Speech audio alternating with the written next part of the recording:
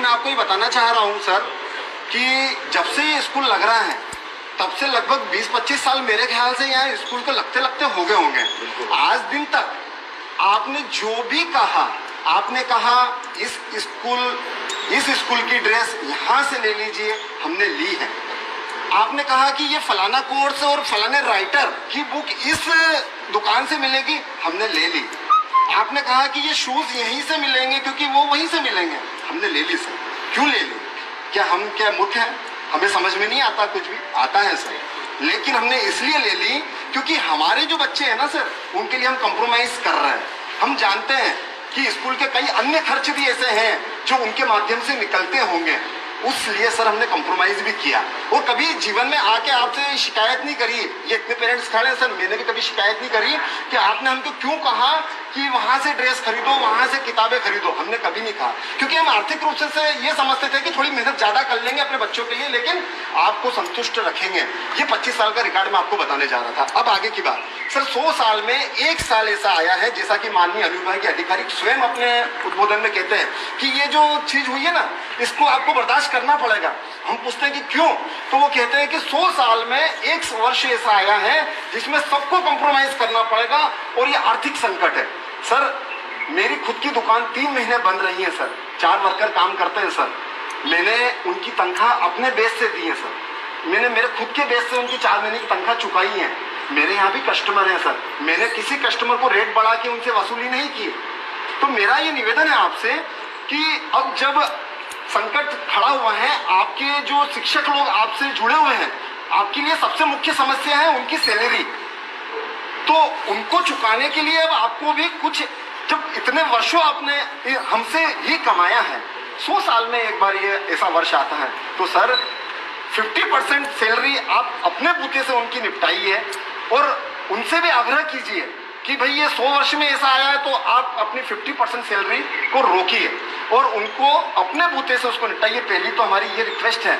चलिए, उसके बावजूद भी अगर आपको हमसे कोई आशा है तो हम ये कहते हैं, हमारे अभिभावक संगठन की एक कमेटी से 5 सदस्य को बुलाकर आप ऑनलाइन से संबंध में कुछ एक निश्चित करना चाहते हैं। अगर ऑनलाइन क्लास चलाना ही चाहते हैं, वो भी 8th से 12th की, क्योंकि 8th तक की तो परमिशन हम स्वयं भी नहीं देंगे, 8th से 12th तक की अगर आप ऑनलाइन क्लासेस चलाना ही चाहते हैं तो हमारी कमेटी के 5 सदस्यों को बिठाकर उनकी वास्तविक मुसीबतों को समझकर, आपकी समस्या को समझाकर कैसे common minimum programme online classes का बन सकता है, वो बनाकर आप ऑनलाइन क्लास स्टार्ट कीजिएगा।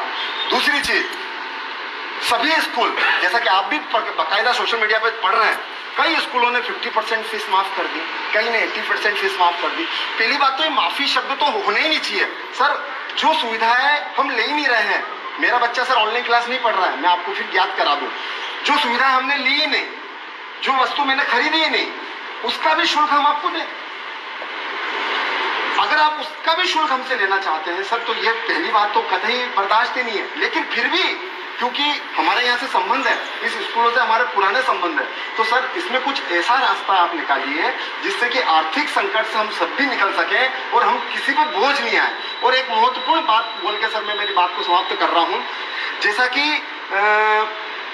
ऑल इंडिया में सभी तरफ ये मांग उठ चुकी है, कई राज्यों से जन अपील दायर कर चुकी है और सारी अपीलें जबलपुर हाईकोर्ट माननीय में वहाँ पे लंबित है। अभी सर फीस को लेके अंतरिम आदेश आया है, ठीक है सर, उसे आप अंतिम आदेश समझ बैठे हैं। अभी सिर्फ अंतरिम आदेश आया, अंतिम आदेश नहीं आया है। और उन्होंने स्पष्ट अपने शब्दों में कहा है कि आप ट्यूशन फीस वो भी 22 मार्च के पहले की ले सकते हैं और इसके अलावा आप वो फीस लेने के लिए भी किसी भी पेरेंट्स से, और सर बच्चों से तो बिल्कुल भी नहीं, पेरेंट्स से सिर्फ रिक्वेस्ट कर सकते हैं कि आप ट्यूशन फीस जमा करिए। अब ये डिपेंड करता है कि अगर उसकी आर्थिक संकट नहीं है या वो भर सकता है तो वो भरेगा। आप सर दबाव नहीं बना सकते हैं, आप लगातार मैसेज कर रहे हैं, आप लगातार मैसेज बना रहे हैं। तीसरी चीज, मैसेज बनाते और आप ये कहते कि फीस जमा करिए तो समझ में भी आती है। आपने क्या कहा है सर पता है? आपने ये कहा है कि हम आपको एग्जाम में तब बिठाएंगे जब आप फीस भरेंगे। ये सर क्या ब्लैकमेलिंग है? आप बच्चों के इसमें मैसेज कर रहे हैं, ब्लैकमेलिंग है। आप हमको बोलिए ना ये चीजें, तो मतलब ये क्या है? ये ब्लैकमेलिंग है। ये सीधे सीधे ये तौर पे आप 25 साल के संबंधों को, अभिभावकों को भूल कर आप ब्लैकमेलिंग कर रहे हैं। आप कह रहे हैं कि हम आपको पासवर्ड तब देंगे।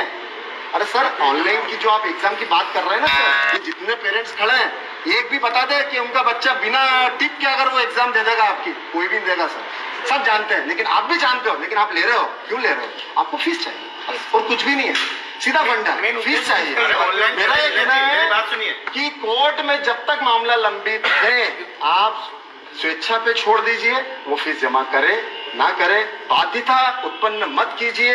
हम सारे पेरेंट्स ने ये तय किया है, यदि आपके जवाब से हम संतुष्ट नहीं होते हैं तो जावरा अभिभावक संगठन के माध्यम से सभी अभिभावक आने वाले समय में हम संबंधित स्कूल के खिलाफ कार्रवाई करेंगे, एफआईआर दर्ज करवाएंगे कि हमको परेशान किया जा रहा है, हमें ब्लैकमेलिंग किया जा रहा है कि हम एग्जाम में नहीं बिठाएंगे, आपको स्कूल से निकाल देंगे, या जो भी XYZ सब हो रहा है। सर, ये हम बर्दाश्त इस वर्ष नहीं कर पाएंगे, ये हमारा आपसे विनम्र निवेदन।